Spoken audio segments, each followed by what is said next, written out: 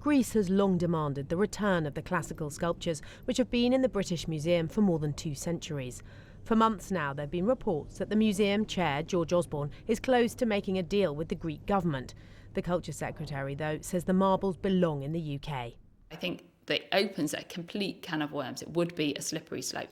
In an interview for the media show, Michelle Donalan said she won't allow a permanent return. I think sending them back is a dangerous road to go down, but also one that is prohibited in law. We're not about to change the law to facilitate that.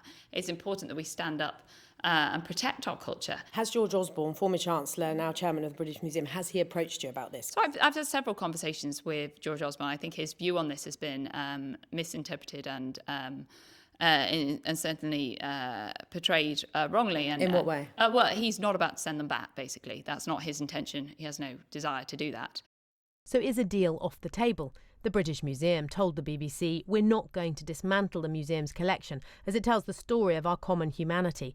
We are, however, looking at long-term partnerships, which would enable some of our greatest objects to be shared with audiences around the world." Those who support returning the sculptures to Greece believe there is some flexibility in the Culture Secretary's stance, even a former culture minister. But what I thought was interesting was that she left wiggle room for what I think George Osborne and the British Museum want to do, which is to create a cultural partnership with Greece where it is possible for the Parthenon sculptures to physically return to Athens for a period of time in return for some preeminent objects coming from Athens to the British Museum. And that would be a win-win for everybody. Greece might not see that as a win, and here Ms Donalan's words will likely be met with anger. This country believes the artworks were stolen by Lord Elgin from its Parthenon temple in Athens. The British Museum says the diplomat who removed them in the 19th century had a permit to do so.